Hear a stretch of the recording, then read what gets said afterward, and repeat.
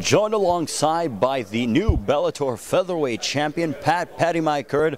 Pat, congratulations on the win. My goodness, what a run it has been. It culminates tonight with you getting a third-round TKO over Joe Warren. What are your thoughts about getting that belt and putting it finally around your waist? You know, this was a long time coming. I put a lot of time in at the gym.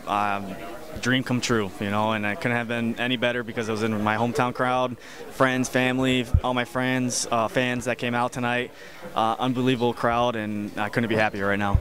He took you down in the first and second round, but you did a very nice job of using your hips and sprouting right back up and then attacking, striking-wise. Obviously, you knew that was the game plan coming in for one Joe Warren, but did you feel that he was getting a little discouraged when you got up time and time again?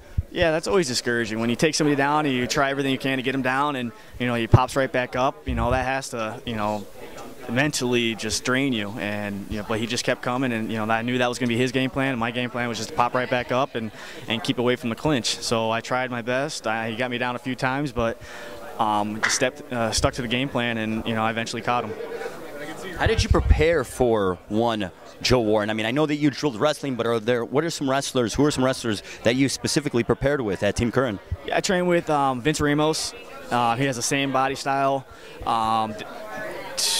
To mimic Joe Warren, obviously. Mimic Joe Warren thing. We got two other guys. We had Waylon Lowe came in, and David Silva. Both guys are real short, really high wrestling credentials. Very, very high-level wrestlers, and just to throw me around and hang on me. So I just had fresh guys rotating in on me. I'm just mentally and physically draining me and preparing for Joe Warren, just getting in the wrestling shape. Heading into that third round, did you feel like you were down on the scorecards? You had him rocked early in the fight, but still, did you feel that totally, rounds 1 and 2, that you were down on the scorecards? You know, I know I got him down in the first, but, you know, my corners were telling me I was down 2 rounds. I need to step it up, and, you know, in my head, I had to pull at it, just had to step it up and start unleashing and let my hands go. And yeah, that was a problem. I was a little hesitant and waited too much in the first, and yeah, once I finally let my hands go, I started catching them, and I just stayed on them. You mixed in a flying knee also in that attack that had Warren hurt. I mean, why did you decide to go with the flying knee? Any thoughts of a potential of you getting caught on your chin? No, especially Joe being so short. When I'm jumping up, he won't be able to reach me, and just him being a wrestler, I knew he was going to duck into at least a couple of those, and I was able to land a couple. So, you know, that was part of the training too, is just look for those knees.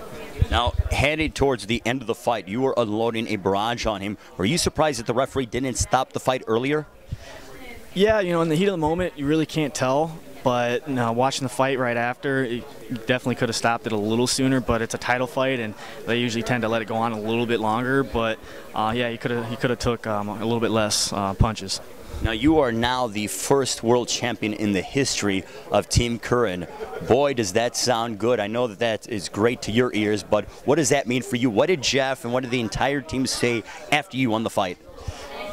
You know, they couldn't be happier. My cousin Jeff, he was pretty much crying because he was so happy. All my coaches, just all the hard work they put into me, and just see me grow as a fighter and evolve. And, you know, I'm as close to them as my family. So they're my family, and they couldn't be happier for me right now. Your teammate Mike Corey, who you actually replaced a couple of years ago to knock out Mike Ricci in the Bellator lightweight tournament, also won tonight in the featherweight tournament. When you saw that on the monitors, did you get a little amped up? Did that inspire you more to come out and get the job done against Joe Warren? Oh, absolutely. I saw my teammate and friend, you know, just win the quarterfinals and, you know, advance. And, you know, I wanted to keep the ball rolling. You know, I didn't want to disappoint everybody, especially everyone that came out tonight to see me. And, you know, that just definitely got me amped up for it. I know you have some business to attend to in the next couple of months against Pitbull. Tell us about your thoughts initially of fighting him in the coming future. He's a tough opponent. I love his style. I think our styles match up really well, and it's going to put on a very exciting fight. So please tune in, watch it. You're not going to want to miss it. It's going to be fireworks. Well, now, assuming that you get past Patricio Pitbull Ferrer and Mike Corey, he would be in the semifinals. If he somehow wins the semifinals and the finals, then you guys would be in line to fight for the title. I know that it's a long way away and a lot of business has to be done before you get to that point. But looking ahead about that possible scenario, what goes through your mind?